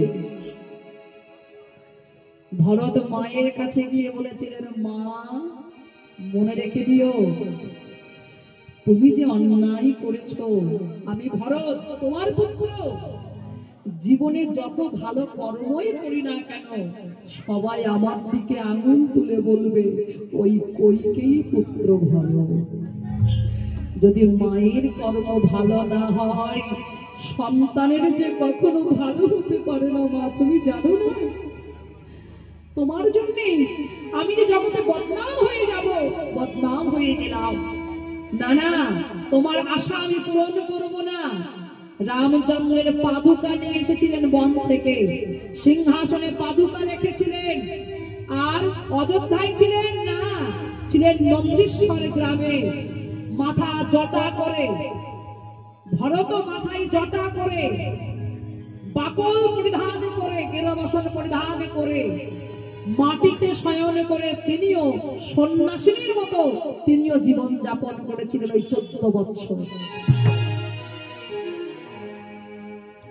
এমন ভাই কি আছে কোথাও? লক্ষণ বলছেন, আমি দাদার জন্য সংসার ছেড়েছি, যে দাদা আমি বন থেকে ভালো ভালো ফল তাকে সেবা দিই, আর সেই দাদার বদলে তুমি এমন পচা ফল দিচ্ছ, আমি কি সইতে পারি? লক্ষণ হাত থেকে নিয়ে দূরে ছুঁড়ে ফেলে দিল। ফলটি ছুটতে ছুটতে একেবারে গন্ধমাদন পর্বতে গিয়ে বলল।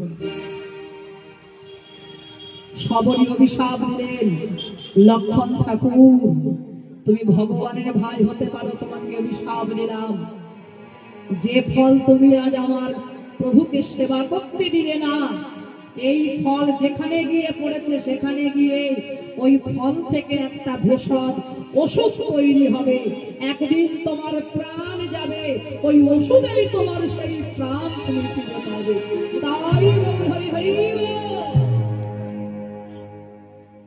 ওষুধের নাম ছিল কি? বিষণ্ণকরণী ওষুধ। লক্ষণের শক্তিশালী হয়েছিল না? বলছে দাদা, রামচন্দ্র বললেন লক্ষণ তুমি অপরাধ করেছো। ভক্ত ভক্তি ভরে যদি আমার একটু ফল কেন, তেতো ফল কেন, পচা ফল কেন, যাই দিক না কেন, আমি যে সেটুকুই সেবা করে থাকি। তুমি কি জানো না কে কি দিল? আমি দেখি না, শুধু দেখি যে দিল সে আমার ভক্তি করে দিল কিনা। তুমি ভুল করেছো। বলছি দাদা, আমি তোমার জন্য 14 বছর কিছু সেবা করি না। আপনারা জানেন লক্ষণ কিন্তু 14 বছর সেবা করে নাই। যেদিন রামচন্দ্র ঘরে ফিরে গিয়ে রাজ্যাভিষেক হচ্ছে, রামচন্দ্র রাজা হয়ে সিংহাসনে বসেছেন 14 বছর পর, ঘরে গিয়ে লক্ষণ মাথায় ছাতা ধরে দাঁড়িয়ে আছে, লক্ষণ টলে পড়ে যাচ্ছে ঘুমে। বলছে কেন? দাদা জানো আমি 14 বছর ঘুমাই না। আমি নিদ্রা দেবীকে বলেছিলাম 14 বছর পরে যেদিন আমার দাদা রাজ্যাভিষেক হবে, সিংহাসনে বসে থাকবে, আমি ছত্র ধরে দাঁড়িয়ে থাকবো, সেই দিন নিদ্রা দেবী তুমি আমার নয়নে এসে ভর করো। দাদা ঘুমাতো, মাতা সীতা ঠাকুরানী ঘুমাতো, আমি পাহারা দিতাম। আমি ঘুমাই না।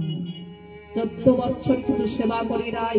রামচন্দ্র বলেছিলেন লক্ষণে বিশ্বাস করি না, তুমি 14 বছর সেবা করে নাই। সেই আমি যে ফল তোমার হাতে দিয়ে বলতাম লক্ষণ ফল ধরো, তুমি সে ফল নিয়ে কি করেছো? সে ফল দেখাতে পারবে? তুমি সেবা করে নাই? পারবো দাদা। একটা করে ফল দেখাচ্ছে, গুনে গুনে 7টা ফল কম হয়েছে। এই 7টা ফল কোথায় গেল? তুমি তো বললে 14 বছর সেবা করো নাই।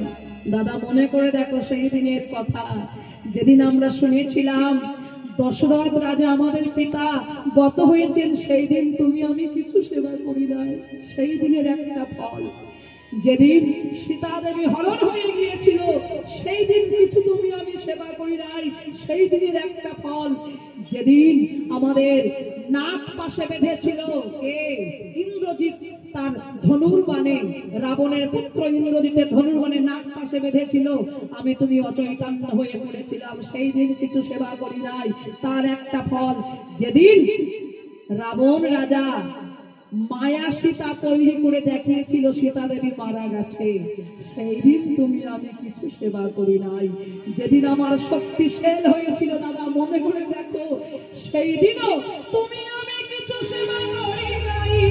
হরি বল, হরি বল।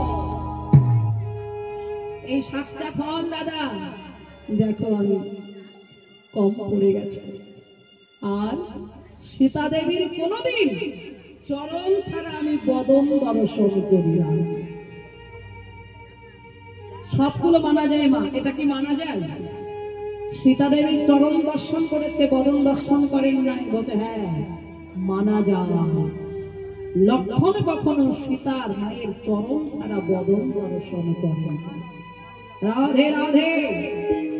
তা আমি তোমার সেই ভাই, আমি কি পারি তোমার বদনে পচা ফল এঠো ফল তুলে দিতে? রামচন্দ্র বলছেন সাবরী, তোমাকে মনোবাসনা পূরণ করতে পারলাম না, তাই তোমাকে কথা দিলাম আগত দাপর যুগে তুমি হবে মথুরার ফলহারিণী, আর আমি হব ভগবান শ্রীকৃষ্ণ বৃন্দাবনে বাসিনী। তুমি মাথায় ফল নিয়ে বৃন্দাবনে বিক্রি করিতে যাবে, আর আমি বালক গোপাল হয়ে তোমার কাছে এসে তোমার হস্ত থেকে আমি আনন্দে সেবা করি।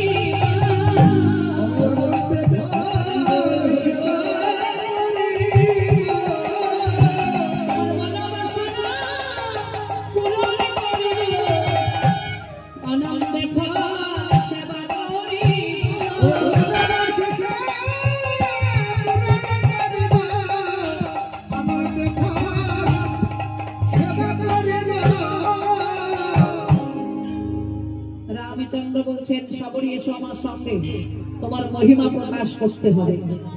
আস্তে আস্তে মুনিগণের কাছে গিয়ে বলছে, মুনিগণ, এই সরজ নদীর জল এমন কেন রক্তবর্ণ হয়েছে? একজন মুনি বললেন, আমি জানি প্রভু কেন এমন হয়েছে। সর্বাগ্রে সবর যেদিন জলে স্নান করেছিল, সেই দিন থেকে রক্তবর্ণ জল এমন হইল। বুঝছো, সবরের জন্য এমন হয়েছে, তোমরা জানো না? তোমরা অপরাধ করেছো। কোথায় প্রভু অপরাধ করেছি? মুনিগণ দেখছেন যে সবরীকে আমরা ঘৃণা করছি, সেই সবরীর সঙ্গে আমার রামচন্দ্র দাঁড়িয়ে আছে।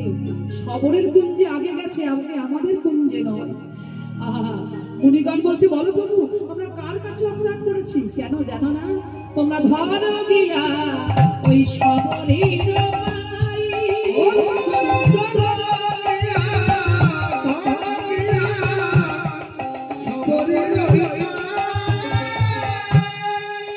সবরীর চরণ ধরেছে। সবরী, যাও তুমি সরজের জলে নেমে যাও। তোমার চরণ পরশ না পেলে আজ সরজে পবিত্র হবে না। সঙ্গে সঙ্গে সবরী আস্তে আস্তে যেই রাম নাম বলতে বলতে মা জলে নেমেছে। ভক্তের চরণ পরশে দেখো সরজ আজ পবিত্র লাভ হয়ে গেছে। তাই হরি হরি বল। আহা, তাই দর্শন করে ঋষিগণের মনে কত আনন্দ। আহা, ঋষিগণের মনে আনন্দ হচ্ছে না? দেখো দেখো, ভক্ত আর ভগবানের কত সুন্দর মিলন হলো। আহা, তাহা দেখে ঋষিগণের আনন্দ মানিল।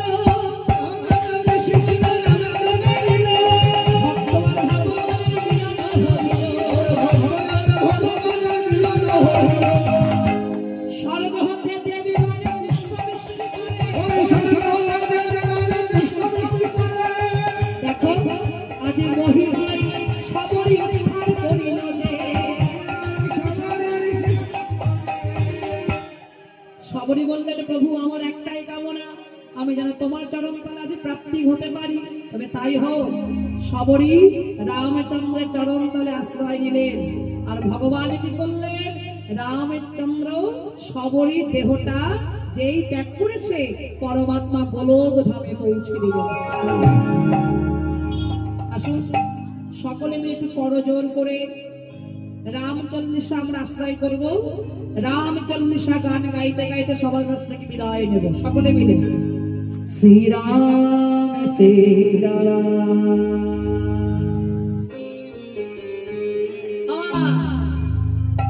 ভিক্ষা সবাই দেবে, সবাই প্রসাদ কিন্তু পাবে। প্রসাদ আমি কেউ জানবে না। অনেক কষ্ট দিয়েছি, সবার চরণ তলে মিনতি আশীর্বাদ করবেন। ভক্ত সেবায় লাগতে পারি।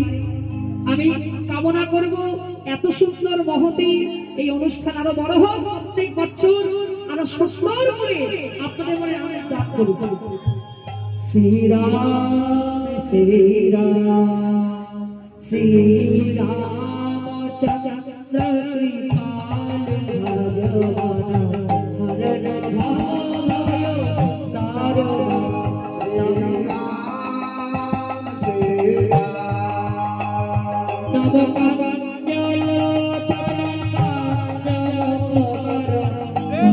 কৃপাল ভগবান হরণ ভয় তারণ।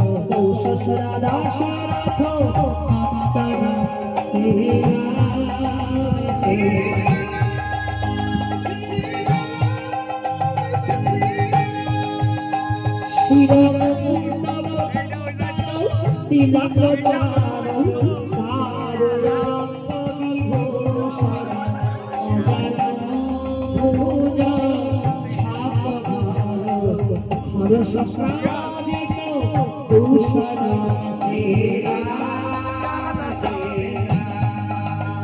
श्री राम इति वदति तुलसी दास साकर शीर्ष गुणी जन रवि पवन हृदय निवास गुरु मल मल वंदन श्री राम श्री राम श्री राम श्री राम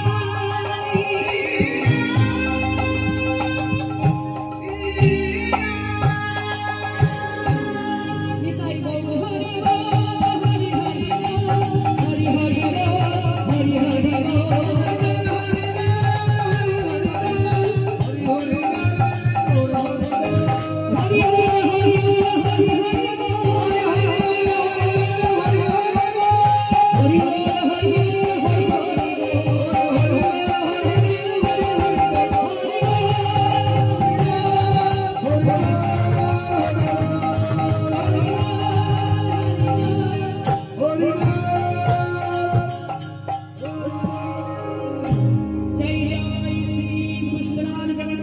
गौर हरि हरि बोल प्रेम से कहो रानी की श्याम सुंदरी की रामचंद्र की सीता देवी की भाई लखन की राम भक्त